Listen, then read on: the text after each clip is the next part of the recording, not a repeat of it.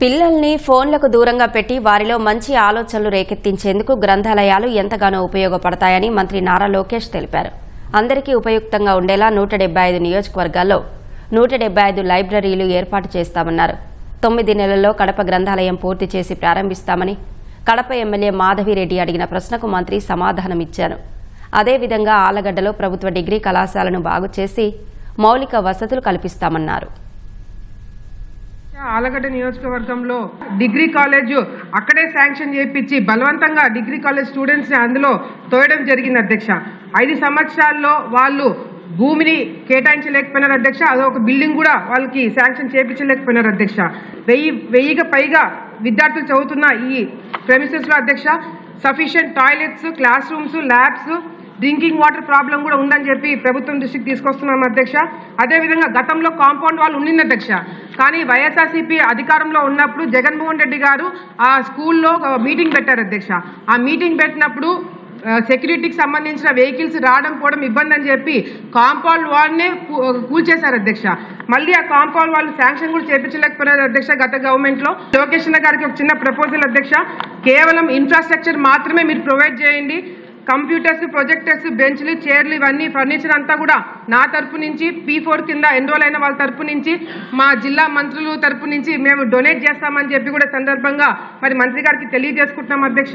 సాహితీవేత్తల ఆక్రోశం, విద్యావంతుల ఆవేదన మీ ముందు పెడుతున్నాను అధ్యక్ష. 2 ముఖ్యమంత్రులు కడప నుంచి ముఖ్యమంత్రులుగా ఈ రాష్ట్రానికి సేవ చేశారు అధ్యక్ష.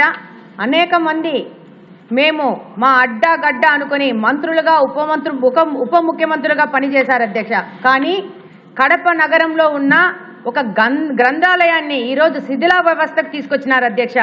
గతి లేక ఈరోజు ఈ యొక్క కేంద్ర గ్రంథాలయాన్ని ఒక అద్దె భవనంలో నడుపుతున్నాం అధ్యక్ష. మంత్రి గారు నారా లోకేష్ గారికి ఈ సందర్భంగా వినతి చేసుకుంటున్నాను అధ్యక్ష. ఈ యొక్క భవనం నిర్మాణానికి APEWITC ద్వారా కొత్త ప్రతిపాదనలను తెప్పించుకొని నిధులను మంజూరు చేసి కడప నగరానికి ఈ యొక్క లైబ్రరీని మళ్ళా మనము ఈ రోజు ఫర్దర్ ఆర్డర్స్ ఇస్తారని కోరుకుంటున్నాను అధ్యక్ష.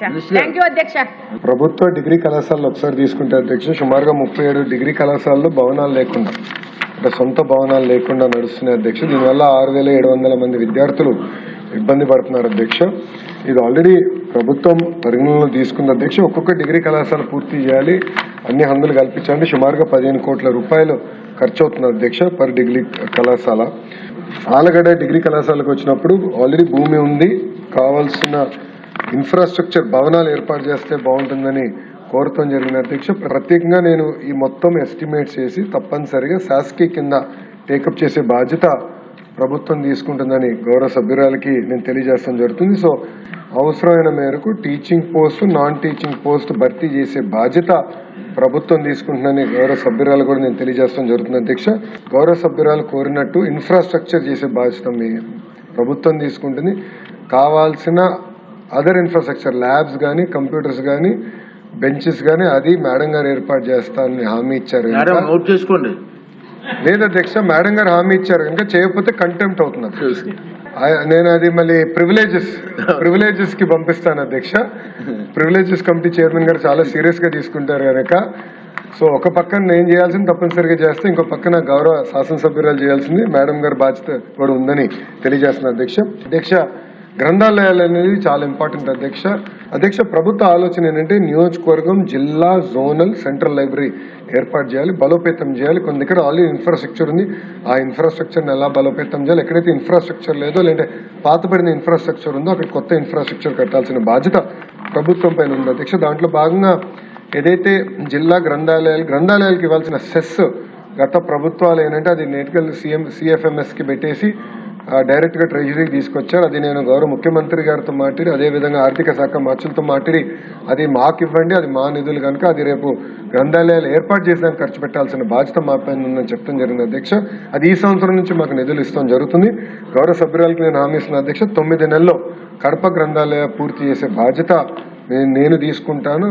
మేడం గారి చేతుల మీదుగా ఆ గ్రంథాలయాలు కూడా కడప ప్రజలకి అంకితం చేస్తామని సభాముఖంగా సభ్యురాలు తెలియజేస్తున్నారు అధ్యక్ష. అదేవిధంగా గౌరవ సభ్యులు కూడా నేను కోరేది ఏంటంటే మీ నియోజకవర్గంలో అనేక పారిశ్రామికవేత్తలు ఉంటారు, అదేవిధంగా ఈ గ్రంథాలయాలపైన ప్రభుత్వ పాఠశాలలో చదివిన వాళ్ళు పారిశ్రామికవేత్తగా ఎదిగిన వాళ్ళు అనేక మంది ఉన్నారు. వాళ్ళందరినీ తీసుకొచ్చి గ్రంథాలయాలకు కావాల్సిన నిధులు కూడా మీరు సమకూర్చితే చాలా చాలా బాగుంటుంది. ఇది ప్రత్యేకంగా అది central library, global institute of good governance రెండు ఇంటిగ్రేట్ చేసి ఒక అద్భుతమైన, అదేవిధంగా ట్రైనింగ్ సెంటర్ కూడా ఇంటిగ్రేట్ చేసి ఆర్కైవ్స్, తెలుగు కల్చరల్ సెంటర్ ఒకే యూనిట్ కింద CRDAలో ఏర్పాటు చేయాలని గౌరవ ముఖ్యమంత్రి గారు మాకు చెప్పడం జరిగింది. దాని డిజైన్స్ కూడా చేస్తాం జరిగింది.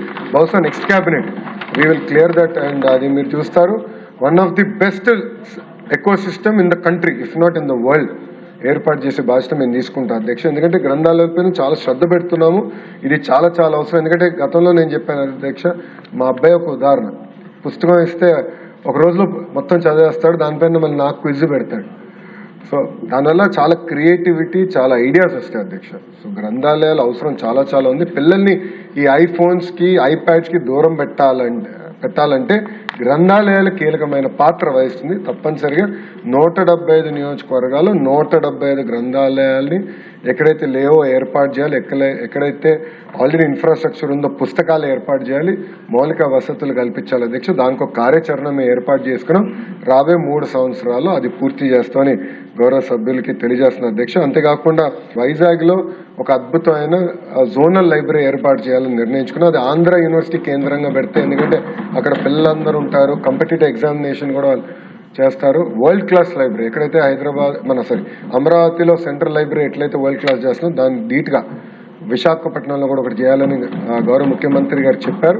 అది ఆంధ్ర యూనివర్సిటీలో ఏర్పాటు చేస్తాం. అదేవిధంగా రాయలసీమ కేంద్రంగా కూడా అలాంటి ఒక లైబ్రరీ, జోనల్ లైబ్రరీ అద్భుతంగా అన్ని హంగులతో పాటు ఒక యాంఫీ థియేటరు, ఒక ఆడిటోరియము, అదేవిధంగా పిల్లల దగ్గర నుంచి కాంపిటేటివ్ ఎగ్జామ్స్ వరకు కావాల్సిన పుస్తకాలని ఏర్పాటు చేసి ఆ ఎకో సిస్టమ్ కూడా ఏర్పాటు చేయడం జరుగుతుందని గౌరవ శాసనసభ్యులు తెలియజేస్తున్నారు. 100% జిల్లా గ్రంథాలయాల్లో ఉన్న చైర్మన్లకి నిధులు కూడా ఇచ్చి వాళ్ళు కూడా బాధ్యత పెట్టి ఒక కీ పర్ఫార్మెన్స్ ఇండికేటర్స్ పెట్టి వాళ్ళని డ్రైవ్ చేసే బాధ్యత ప్రభుత్వం తీసుకుంటుంది.